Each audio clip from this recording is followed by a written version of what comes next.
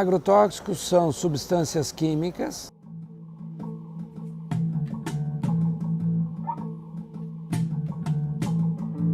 que foram descobertas ou sintetizadas artificialmente, que tentam inibir o crescimento ou matar seres vivos, como bactérias e fungos que causam doenças, ou como plantas que são consideradas indesejáveis, ou como insetos que são chamados de pragas. Os agrotóxicos são uma mistura de produtos químicos, eles têm um princípio ativo.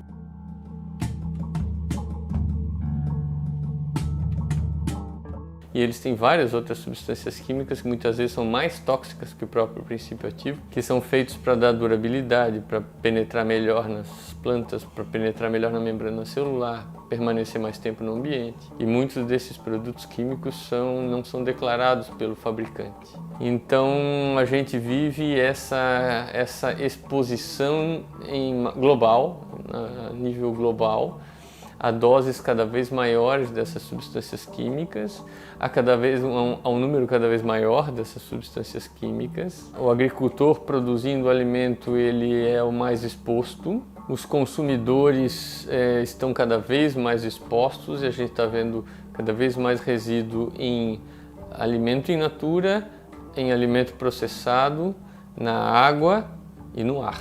O agrotóxico que é aplicado na propriedade, ele pode ser levado pelo vento, ele pode ser levado pela água da chuva, uma chuva mais forte, e ele também é retirado da propriedade junto com o produto colhido.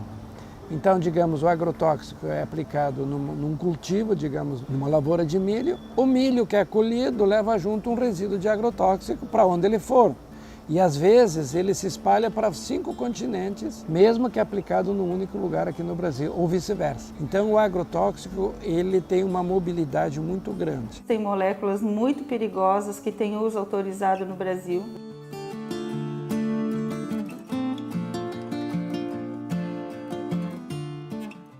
Os 3 principais agrotóxicos usados hoje em maior quantidade são glifosato, 2,4-D e atrazina. E são muito danosos para a saúde humana. Então, é muito triste porque são usados na forma muito ampla e com certeza estão chegando até a nossa casa, né? 4 culturas usam 79% do agrotóxico usado no Brasil. Soja, 52%, milho, 10%, cana, 10% e algodão, 7%. Dá 79% do veneno usado no Brasil. O que é usado para produzir comida para os brasileiros é menos de 20%, porque essas culturas aí, soja e milho, é para produzir comida para bicho, é para pecuária, seja no Brasil, seja para exportação. Não é para produzir comida para humanos. Com essa visão dos números, a gente entende que a gente está se envenenando. A gente está destruindo a água porque, eu vou falar da pecuária agora, né? A grande parte dos agrotóxicos é para pecuária, daí a gente pega esses animais confinados que causam uma poluição indescritível. Tem a agricultura com agrotóxico, tem a poluição da água com os dejetos, tem a própria industrialização e a gente pega tudo isso, limpa bem e manda para o exterior prontinho. O ônus fica todo aqui. Esse ônus não é contabilizado em lugar nenhum. Só se fala do lucro na venda do produto, mas não se contabiliza o dano, o quanto custa o dano que fica aqui. Um produto que é destinado a inibir o crescimento de um ser vivo ou matá-lo, não inibe o crescimento ou não mata só o alvo para o qual ele foi desenvolvido. Digamos, um inseticida. Ele foi desenvolvido para matar insetos, mas ele também mata insetos úteis, como abelhas. Ele mata outros insetos que são inofensivos para nós. Ele mata insetos que são parasitas de pragas agrícolas. Então, no momento que nós exterminamos os organismos que são benéficos para nós, nós aumentamos, por exemplo, as doenças. Ou seja, os vetores de doenças humanas, em geral, são feitas por insetos. Se nós não tivéssemos extinguidos os inimigos naturais desses insetos vetores, nós teríamos menos doenças. Os mecanismos de doença, ou seja, a exposição a pequenas doses no alimento, na água, tem basicamente 4 grandes consequências. A primeira é neurotoxicidade, toxicidade para o nosso sistema nervoso. Então, muitas dessas substâncias químicas, principalmente as usadas para matar insetos, os inseticidas, são neurotoxinas. E se está descobrindo que, mesmo em pequenas doses, essas neurotoxinas provocam problemas no desenvolvimento. Alterações no QI das crianças, déficit de atenção, hiperatividade, autismo, problemas de desenvolvimento emocional, transtornos psiquiátricos como depressão, cada vez mais frequente na infância e na adolescência, ansiedade. Na vida adulta, isso acaba levando a todas as doenças neurológicas que a gente conhece. Então, existe muito relação de exposição a agrotóxicos com doença de Parkinson, com doença de Alzheimer. O segundo mecanismo é a toxicidade ao sistema endócrino. A gente tem vários órgãos e várias funções do nosso corpo reguladas por hormônios. Os agrotóxicos e várias outras substâncias químicas são potentes desreguladores endócrinos. Desregulação hormonal significa obesidade, significa diabetes, significa infertilidade, significa puberdade precoce, significa câncer de vários órgãos que dependem de hormônios, então câncer de mama, que é um dos que mais cresce no mundo inteiro, câncer de próstata, câncer de ovários, testículos e depressão e transtornos psiquiátricos, ou seja, não é só através da neurotoxicidade dos agrotóxicos que eles provocam depressão, através da desregulação dos hormônios, a depressão também acontece. O terceiro mecanismo é câncer. A maioria dessas substâncias químicas é cancerígena, mesmo aqueles agrotóxicos considerados menos tóxicos, como o exemplo do glifosato, que é o mais comercializado no mundo, no Brasil e no mundo, a ciência diz é cancerígeno. Já existe muita evidência de altíssima qualidade científica, dizendo que a exposição, tanto de produtores quanto de consumidores, a mesmo baixas doses, mesmo aquilo que é considerado legal para aquele país, dentro dos limites permitidos para aquele país, está relacionada a uma maior incidência de leucemia, linfoma na criança, tumores sólidos do sistema nervoso central e vários outros tipos de câncer. E o quarto mecanismo é que essas substâncias químicas alteram as bactérias no nosso intestino. Muitas dessas substâncias químicas atuam como se fossem antibióticos. Ingerindo pequenas doses, resíduos de agrotóxicos todos os dias, é como se a gente estivesse ingerindo pequenas doses de antibióticos todos os dias, o que desequilibra as bactérias do nosso intestino, provoca o que a gente chama de disbiose intestinal, e essa disbiose intestinal provoca doenças psiquiátricas, depressão está muito relacionada a isso, provoca alterações do sistema imunológico muito importantes, como doenças autoimunes, reumatismos em geral, como alergias, e provoca doença inflamatória intestinal. As pessoas se surpreendem com a expansão, né, a mortalidade, a morbidade por câncer no Brasil. Para quem estuda isso não é nenhuma surpresa, aliás eu acho que é pouco o brasileiro não ser resistente, porque nós estamos sendo maciçamente envenenados. E o câncer é uma doença decorrente de envenenamento, basicamente isso, não tem explicação. A literatura fala em 80%, pelo menos 80% dos casos de câncer são por envenenamento, contaminação por substâncias presentes no ambiente. Fala-se em cigarro, em álcool, também, mas tem gente que nunca fumou, nunca bebeu e adoece. Para quem estuda isso, não tem dúvida. A população é que nunca consegue descobrir porque a mídia não ajuda a divulgar. Quem é que vai querer divulgar isso? Ninguém. Porque a mídia é paga pelas empresas que produzem essas substâncias. Então fica um segredo e mesmo que fosse divulgado, às vezes para compreender as pessoas têm que ter algum conhecimento técnico. É mais fácil acreditar numa propaganda enganosa do que na verdade, né? A liberação de substâncias perigosas para uso na agricultura, ela foi praticamente as portas todas escancaradas a partir do governo Temer. E agora nesse governo Bolsonaro, em poucos meses, a gente já teve mais de 150 novos princípios ativos aprovados, alguns muito perigosos, coisa que é proibida em outros lugares há muito tempo, ninguém proíbe aqui. Então a gente está na mão do lucro das empresas, né? É isso que importa.